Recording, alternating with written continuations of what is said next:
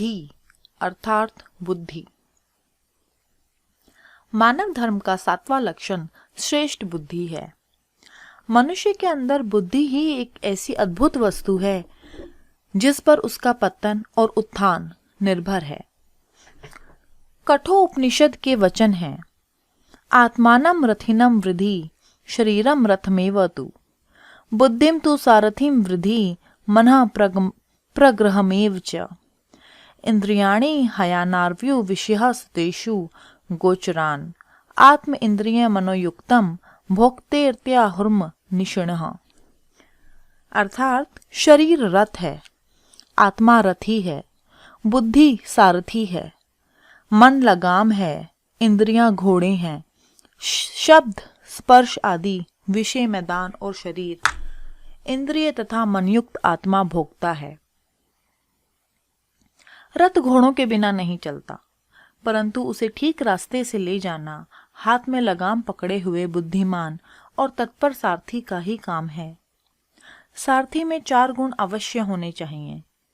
रथी की आज्ञा का पालन करना, जहां जाना है उस स्थान को जानना, मार्ग जानना और मजबूती से लगाम थामकर यथोचित रूप से ठीक मार्ग पर घोड़ों को चलाना।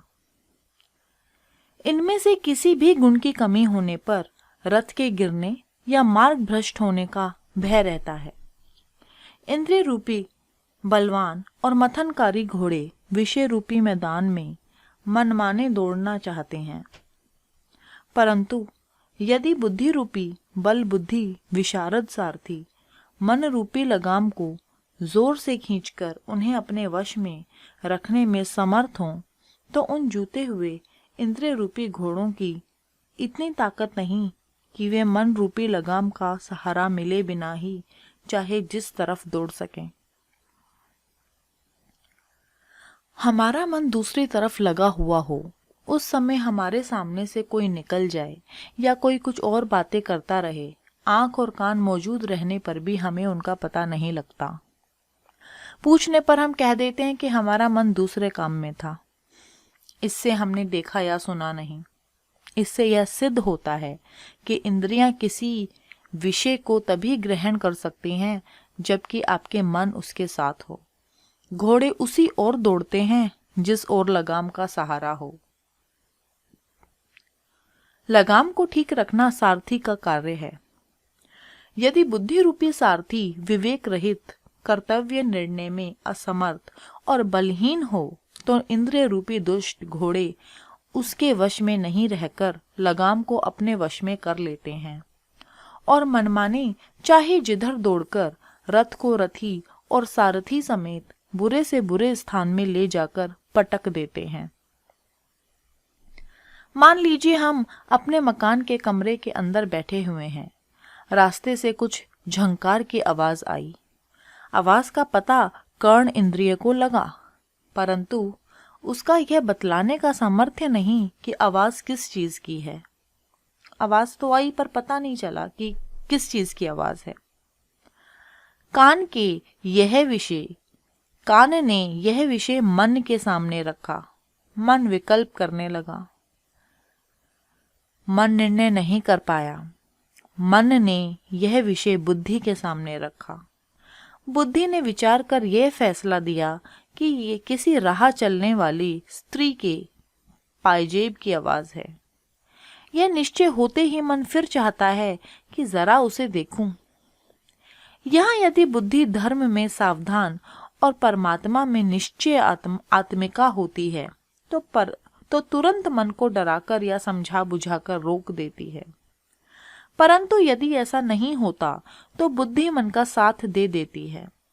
बुद्धि से ढिलाई पाते ही मन इंद्रियों के अधीन हो जाता है। फिर पैर दौड़ते हैं, आंखें देखती हैं, कान सुनते हैं। क्रमशः सभी इंद्रियां अपने अपने व्यापार में लग जाती हैं। जरा सी बुद्धि की ढिलाई से महापाप बन जाता है। इस बात को लिखने पढ़ने में बहुत देर लगती है, पर वह इंद्रिय मन बुद्धि का व्यापार निरंतर क्षण भर में होता है। कान में आवाज आते ही मन में सोचा क्या है। बुद्धि ने मीमांसा कर दी। फिर मन में इच्छा हुई, उसे बुद्धि ने या तो रोक दिया या मन की हाँ में हाँ मिला दी। इससे भी उपयुक्त दृष्टांत की पुष्टि होती है। बुद्धि रूपी सारथी के द्वारा मन रूपी लगाम को छूट मिलते ही इंद्रिय रूपी घोड़े स्वेच्छाचारी बन जाते हैं और इंद्रियां के वश में होकर चलने से ऐसी कोई बुराई नहीं जो नहीं हो सकती। अगर हम इंद्रियों के वश में चले तो ऐसा कोई बुराई नहीं बचती जो ना हो। अतएव इसीलिए सब तरह की बुराइयों से बचकर शरीर रूपी रथ में बैठे हुए हम यदि अपने लक्ष्य स्थल पर परमात्मा के परम धाम में पहुंचना चाहते हैं तो बुद्धि रूपी सारथी को परमेश्वर में निश्चय वाला बनाकर इंद्रिय रूपी घोड़ों को मन रूपी लगाम के सहारे से रथ को सत्वगुणी विषयों रूपी राजमार्ग पर चलना चाहिए, जिससे कि वे जहां तक जा सकता हो वहां तक ठीक मार्ग पर ही जाएं। शरीर रथ में स्थित आत्मा के लिए लक्ष्य तक पहुंचने का दूसरा कोई रास्ता नहीं है। चलना इसी रथ के द्वारा, इन्हीं साधनों से है। भेद केवल सुमार्ग और कुमार्ग का है। साधन नहीं बदलेंगे, साधन यही रहेंगे, यही बुद्धि रहेगी, यही आंख रहेंगे, यही कान रहेंगे, पर रास्ता बदलना है। या तो वो सुमार्ग की तरफ जाने वाला रास्ता पकड़ना है या कुमार्ग की तरफ। सुमार्गगामी रथ सीधा अपने घर के पास पहुंचा देता है और कुमार्गगामी रथ बारंबार अंधकार में गड्ढे में डालकर दुख देता है। इसमें कोई संदेह नहीं है कि शरीर, इंद्रिय, मन और बुद्धि परम धाम में नहीं जा सकते, उसे ना पाकर वापस लौट आते हैं। परंतु जहां तक जिसके गम्य है वहां तक तो उसी के सहारे से हमें चलना होगा। इंद्रियाणि प्राणाय हुरी इंद्रियभ्य परम मनः मनसस्तु परा बुद्धियो बुद्धे परस्तस्तु स। इस शरीर से इंद्रियों को ज्येष्ठ, श्रेष्ठ, बलवान और सूक्ष्म कहते हैं। इंद्रियों से मन परे है, मन से परे बुद्धि है और बुद्धि से भी अत्यंत परे है वो आत्मा। रथ के दृष्टांत में यह बात ठीक मिलती है। रथ वहीं तक जा सकता है जहां तक सीधी सड़क है। महल के सामने की सड़क तक रथ गया, घोड़े उससे आगे महल के आगे के मैदान तक जा सके। वहां वे छाया में वृक्ष तले बांध दिए गए। लगाम आदि साज बाहर के डेरे तक लाई जा सके। चमड़ा होने से महल में उनका प्रवेश नहीं हो सकता। शूद्र सारथी महल की ड्योढ़ी तक गया, अंदर प्रवेश करने का अधिकार उसका नहीं, अंतःपुर में चला गया। रथी घर का मालिक घर में घुसकर वापस नहीं लौटा। सारथी बाहर से महल को देखकर वापस लौटा। साज के समीप आकर सब उसने साज किया। आगे आकर घोड़े साथ लिए, सड़क पर आकर रथ जोड़ा और रथीहीन उस रथ को लेकर वह वापस लौट आया। यतो वाचो निवर्तन्ते अप्राय मनसा सह। उसी ने वापस आकर बाहर से देखी हुई महल की शोभा और उसके सुखों का वर्णन किया। इसीलिए ब्रह्मा का स्वरूप वर्णन नहीं किया जा सकता। जो पहुंच जाता है वो तो वापस लौटता ही नहीं, और जो लौटता है वह अंदर का रहस्य जानता ही नहीं। परंतु बुद्धि अंतिम दरवाजे तक पहुंचने वाली होती है। इससे वह बाहर की सारी बातें बतला सकती है। अब तक ब्रह्मा का जितना वर्णन किया गया है वह सब इसी प्रकार के मुक्त पुरुषों की लौटाकर आई हुई बुद्धि का कार्य है, जो लक्ष्य को ठीक बताता है, लक्ष्य तक पहुंचाने में अच्छी और यथार्थ सहायता करता है, परंतु लक्ष्य का असली रहस्य नहीं बता सकता।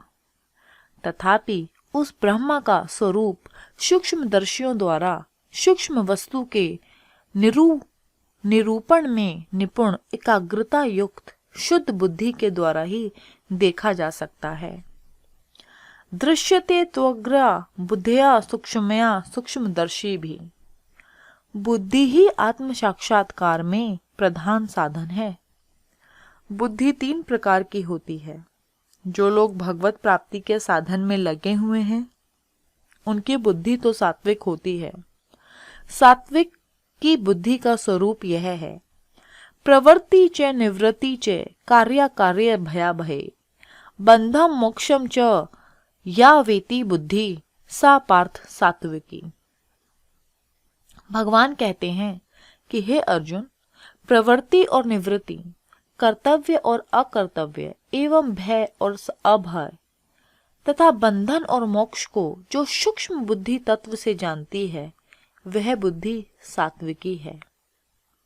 इसी बुद्धि रूपी सारथी के द्वारा शरीर रथ भली भांति परिचालित होता है। यह बुद्धि कल्याण के मार्ग में निश्चित आत्मिका एक ही होती है, परंतु अज्ञानी पुरुषों की बुद्धि अनेक भेद वाली अनंत रूप बन जाती है।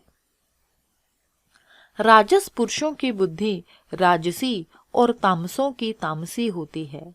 गीता में भगवान ने इसका स्वरूप बतलाया है।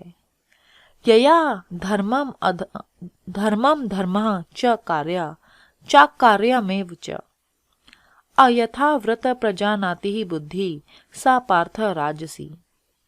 अधर्म धर्ममिति या मन्यते तमसा व्रता सर्वार्थ विपरीतांश बुद्धि सा पार्थ तामसी। भगवान कहते हैं, हे पार्थ, जिस बुद्धि के द्वारा मनुष्य धर्म अधर्म तथा कर्तव्य अकर्तव्य को यथार्थ नहीं जानता है वह बुद्धि राजसी है, और जो तमोगुण के से ढकी हुई है बुद्धि अधर्म को धर्म मानती है तथा और भी समस्त अर्थों को विपरीत ही मानती है वह बुद्धि तामसी है। मनु महाराज जी ने धी शब्द से इन दोनों बुद्धियों को ना बतलाकर उस सात्विकी श्रेष्ठ बुद्धि को बतलाया है जो सत्संग और सत शास्त्रों के अनुशीलन, भगवत भजन और आत्म विचार से प्राप्त होती है और जिससे परम कल्याण स्वरूप परमात्मा की प्राप्ति होती है।